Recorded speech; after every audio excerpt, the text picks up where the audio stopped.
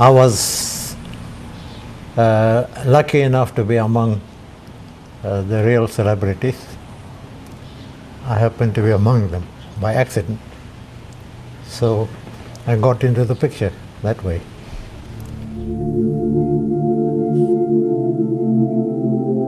Well, as I've had to answer this question, it will be arrogant of me to try to advise them. I can only speak about our own experiences. And you know, in our case, in my case, I mean, the discipline already started once I left home at the age of 8 to my aunt's place, who was a strict disciplinarian.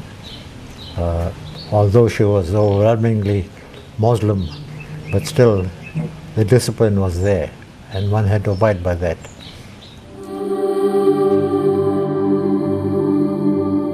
There was a young Kachalia chap, the nephew of Yusuf and Maulvi Kachalia, who was with us at school. And after school hours we used to go there, and that's where I met with Yusuf and Maulvi Kachalia. And Yusuf took me around, as a youngster, took me around to lectures and so forth. And I credit him with my first introduction to, even before I joined the Young Communist League. As young people, you get attracted to films and lectures and so forth, particularly films, picnics. So the Young Communist League had this club in Fortsburg. And through the club, at the age of 12, I joined the Young Communist League and got involved in so-called politics at that age. So meeting with people like Walter, Madiba. When I was in Matric, I met Madiba for the first time because his fellow student was Ismail Mir. So they now and then used to come along after lectures, law lectures, and by that time I knew Ismail quite well, and subsequently I occupied the very flat when he left, flat 13. But I got used to visiting Ismail, and then when he came along from law lectures with Madiba, that's when I first met him, and then that must have been sometime in 46 already.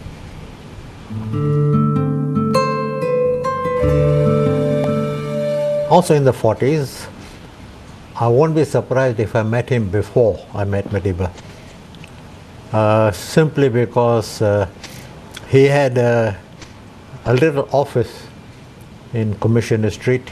He was an estate agent, but that office happened to be very near Yusuf Kachalia, and it, again, I'm just maybe guessing, but it's through him that I met Walter before I met Madiba. I have always put them in what I consider to be my A team. So it's something that one aspires to, but remain my A team. Madibas, Walter, Moses Kotani, Bram Fisher, those are my A team of political leaders.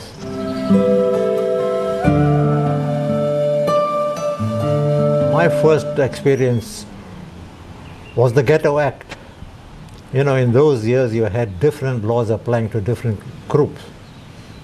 So you had this particular thing called the Asiatic Land Tenure and Indian Representation Act, 1946, which applied only to the Indians. And of course, by that time, I had already been in the YCL for some years. So that's the time when and of course by 45, 46, the whole leadership of the Indian Congresses changed. From a leadership which believed in the politics of negotiation, petitions, deputations, from that to a policy of passive resistance. So that came about in 1945 in Natal, 46 in the Transvaal, when the so-called radical leadership under Dr. Naika in Natal Indian Congress, in 45 and Transvaal Indian Congress in 46, where there was a change from the conservative leadership to a radical leadership under the leadership of Dr. Naika and Dr. Dadu. So there was this doctor's pact. Dr. Kumar from the African National Congress, Dr. Naika and Dr. Dadu from the Indian Congress. 1947, they signed the Doctor's Pact of Unity as fellow oppressed people. And that was the foundation of a united front against apartheid laws. Just increasing solidarity. In South Africa, even the government has, or the ANC has pledged its support, but it needs much more than that.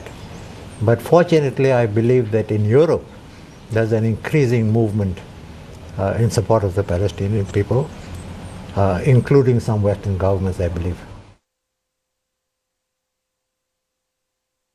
I've got my own views which I won't express in public. Look, I'm concerned about some of the things. By and large, I think we are doing well. 20 years after democracy, we are doing well. But unfortunately, there are shortcomings at some leadership level. And I can't generalize, and I don't want to start identifying people. But there are allegations. Allegations are like corruption and so forth, which are being made. It's unfortunate, but hopefully it's a passing phase that has not disturbed in any radical way our road to a full-fledged democracy. It hasn't, in spite of the negative things that are happening and being publicized. I think we are still well on the road to a strong, peaceful democracy. And the policy of the ANC and the policy of the government remains firm. A non-racial, non-sexist, democratic South Africa with emphasis on the neediest of the needy, attending to them. I'd be worried when policy changes, and not to start blaming individuals. Individuals come and go. It's when policy changes that I start worrying.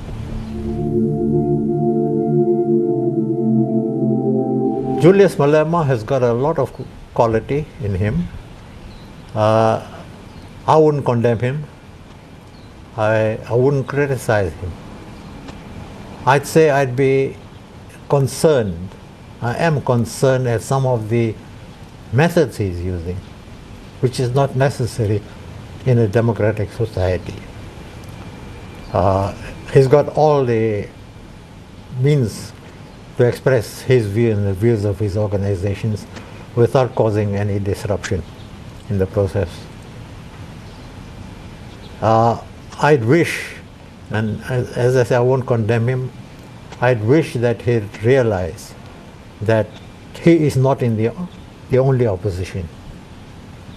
There are oppositions which are stronger than him, and they are fully utilizing the democratic process. What do you think of Muzi Maiman? No, I think he is a voice that is very, very rational, and a voice that should not be just ignored. I'm not for a moment saying that I'm now turning against the ruling party, but at the same time, there are instances, for instance, in the Cape, in the Western Cape, where they are in the majority, the Democratic Alliance, and their voice just can't be ignored. It is one can't now wish them away, and one can't just paint them the same paint brush as all the opposition parties. It's a party which may have quite a future. I'm not for a moment thinking that within the near future they're going to be so powerful as to through the electoral process overthrow the ANC strength. But I'm not disputing that either, that over the years to come it may happen. But from my own point of view, I don't think it's going to happen in a hurry.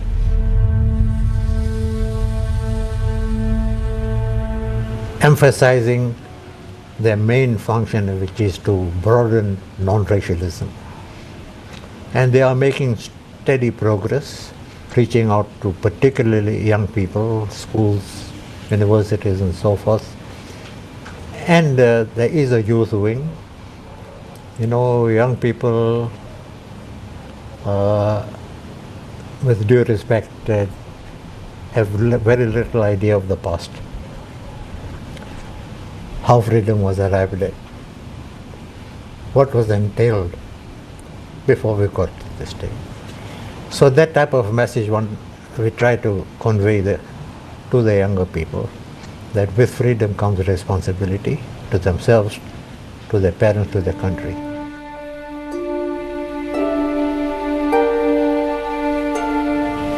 One can't just dismiss weaknesses that one has in one's thinking and in practice. And I need that stability, which I've got from a person like Barbara. When one tends to do something wrong, we've always got in mind that as Barbara is there. So that is very, very, I'm blessed with that I have in my life.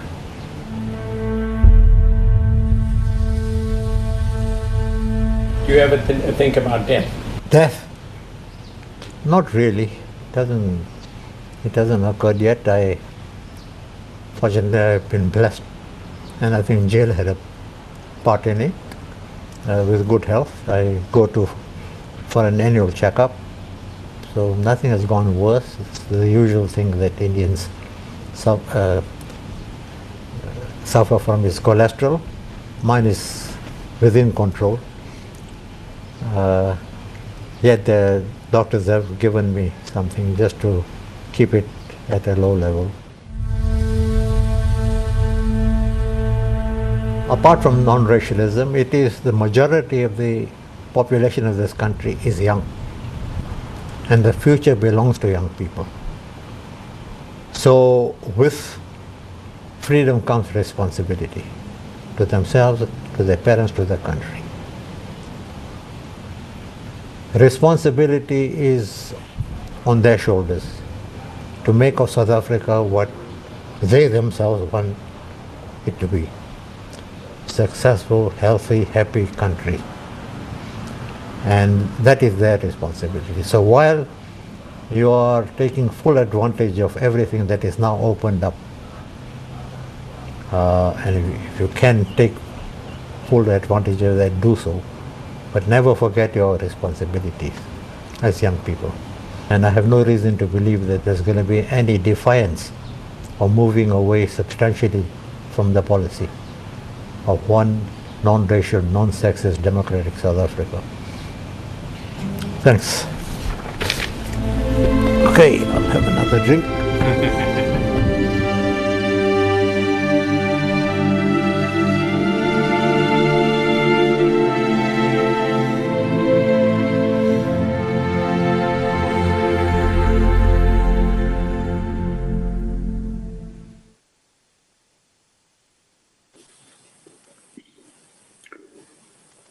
Well, thanks, Anand.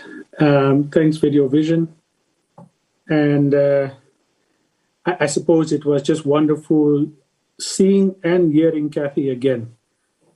I'm hoping, Anand, we will think about how to put out the entire interview at some point in a way that which this shorter version was done as well. Kathrada's involvement in the 1956 Women's March is what Auntie Sophie will talk about. Auntie Sophie has also recently established the Sophie and Henry Williams the Brain Foundation, which is looking at the kind of legacy work around her and her husband, as well as around issues that take forward her own sets of values and issues that she has been championing. Auntie Sophie, over to you in the next 10 minutes. Talk to us about your comrade and friend Ahmed Kathrada and his work behind the scenes in the 1956 Women's March. Auntie Sophie?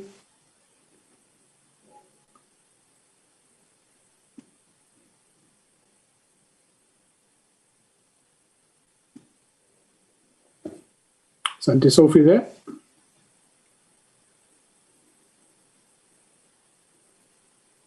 No. Can we try once more, Auntie Sophie?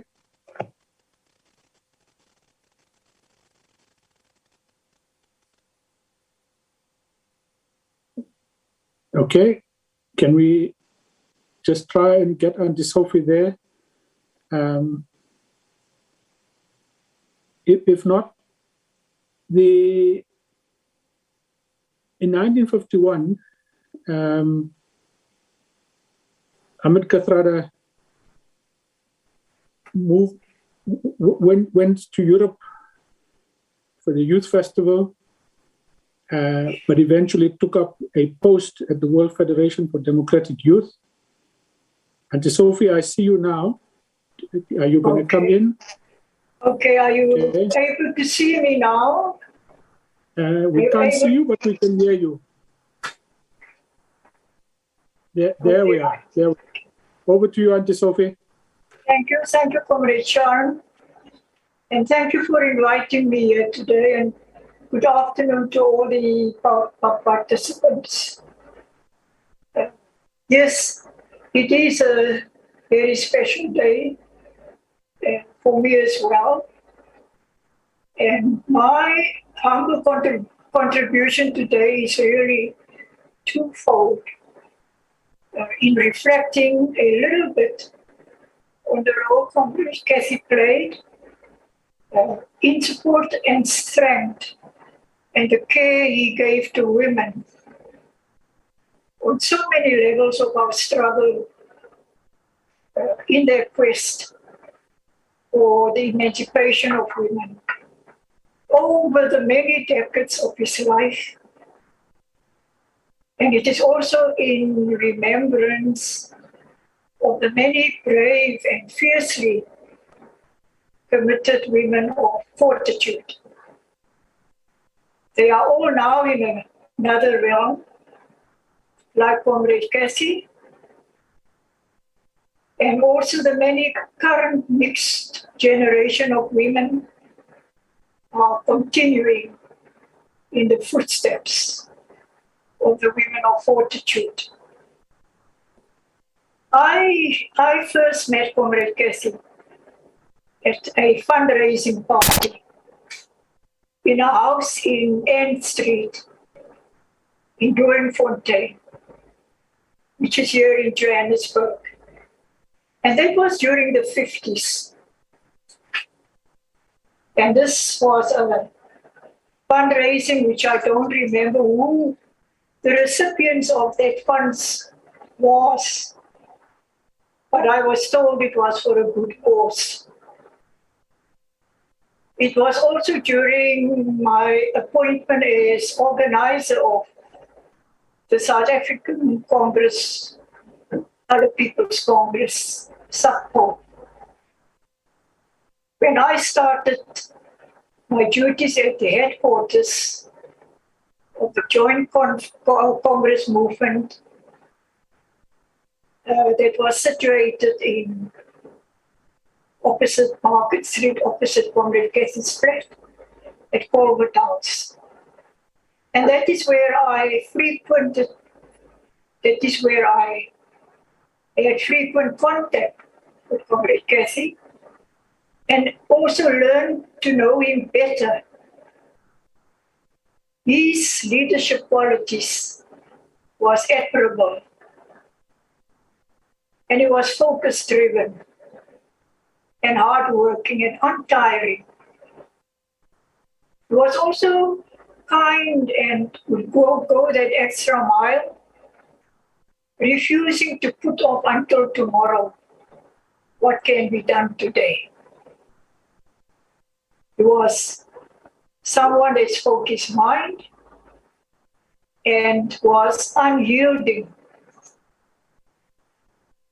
on core principles, which is why he thought deeply about the precarious state of our country. And he wrote to the former president to resign. That was the caliber of Comrade Kathy.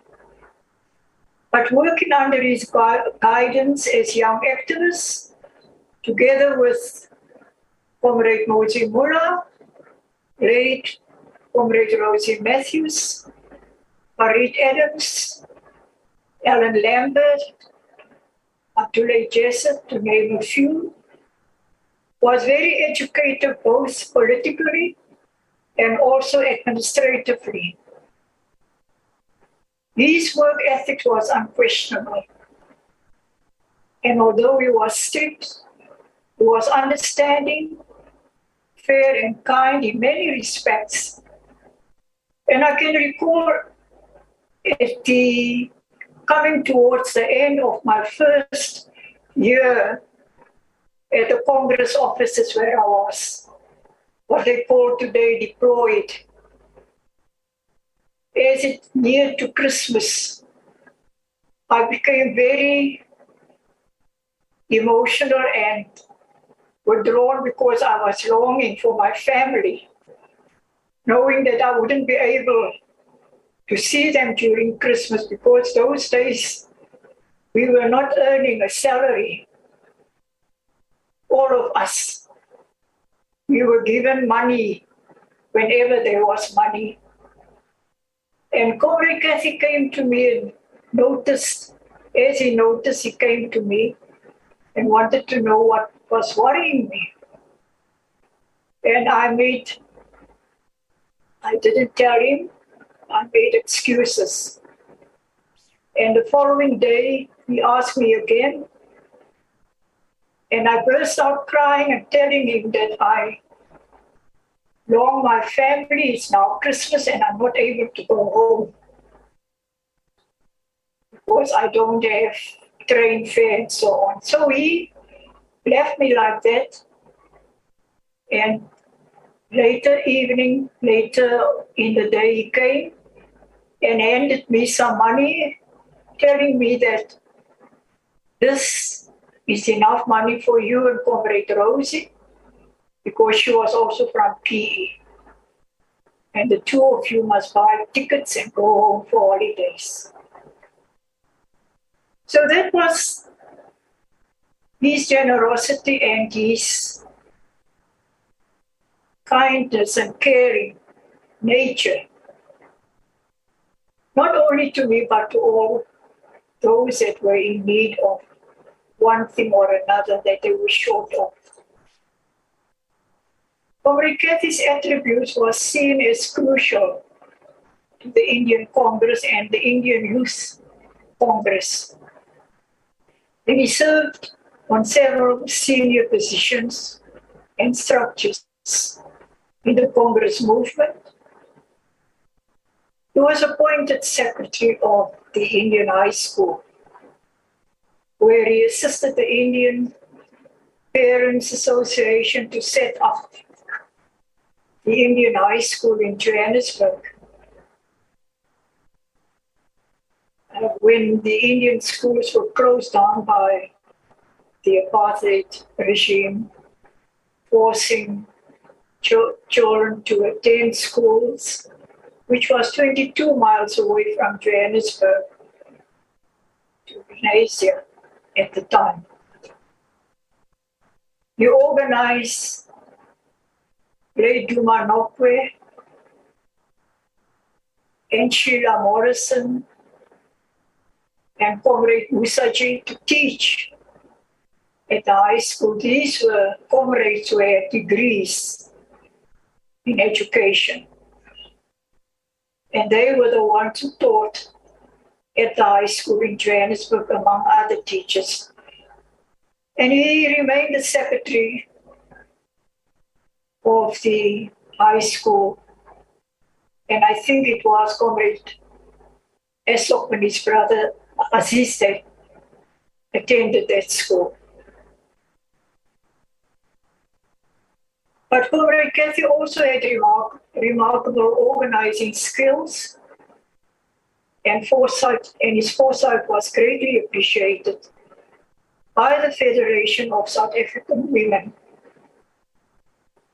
especially when a large number of women traveled from their areas and districts of Transvaal, around Transvaal and other areas, and they descended in Johannesburg unexpectedly on the eve of the 9th of August and made their way to Congress headquarters to continue their journey to Pretoria the following day. Fortunately, the basement of the Congress offices was spacious, and all the accommodation was organized for them. Some of the women that couldn't be housed in the basement offices, Comrade Kathy made his flat 13 at Corwood House available for some of them to stay the night over. And this he generally did, which was another quality of his caring nature. He was known to give up his bed or his bedroom when comrades came from outlying areas in Transvaal, not having a place to sleep. Corwood House was conveniently centrally situated as they alighted from Park Station, finding it much easier to overnight at Kathy's flat than to take the arduous and sometimes dangerous journey to the townships. And now in the case of the unexpected arrival of women, we contacted some of the Indian Congress Youth League and directed them to organize and collect blankets and foodstuff from the Indian merchants around the Market Street precinct for the guests, and he made sure that they were fed and settled in as comfortable as possible. As in every aspect of our liberation struggle, Comrade Kathy found it necessary in defeating the apartheid state. And so too did he demonstrate that kind of courage and determination with the Women Protest March, with the Women Protest and march to the Union buildings against passes. And despite Kathy's banning order, which disallowed him from leaving the magisterial district of Johannesburg, he drove a number of Indian women to Pretoria, and such as Comrade Amina Pawat and others, to participate in the protest march.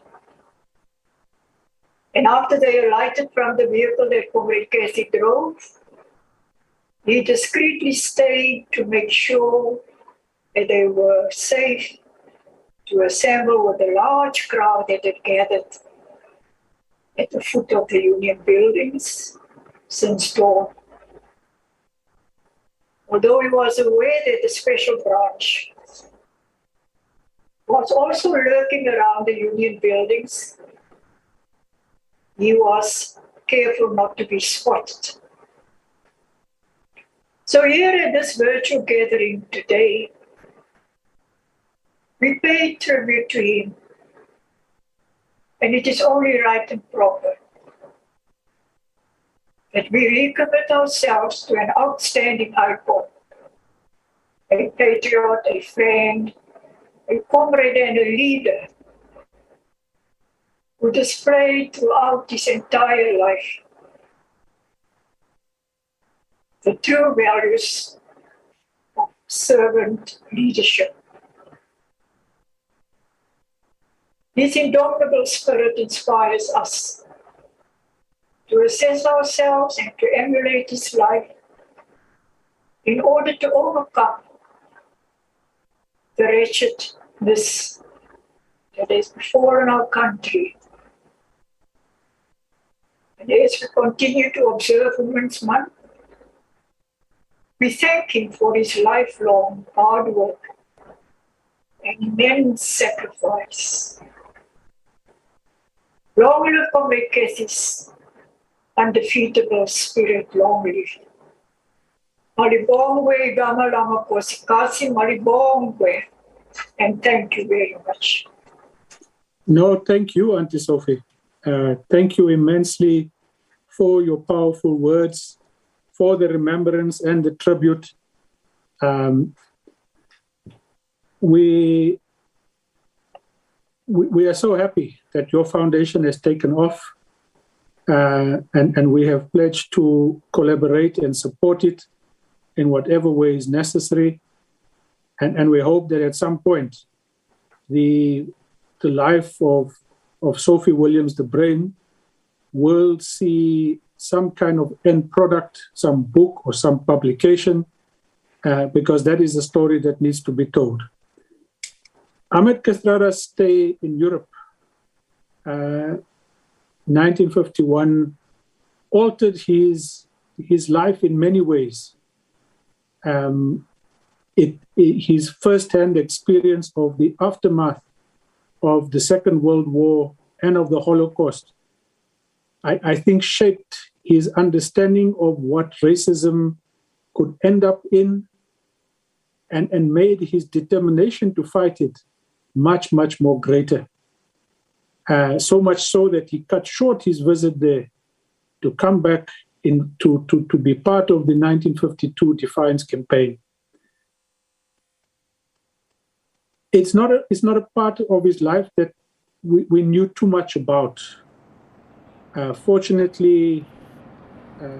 All right, that is, of course, the Ahmed Kathrada Foundation, remembering the anti-apartheid activist who would have been 92 today, born on the 21st of August 1929. And you would have seen a video there that was produced by Anand Singh for the foundation, talking to Ahmed himself and what he thinks of current leaders of the country. All right.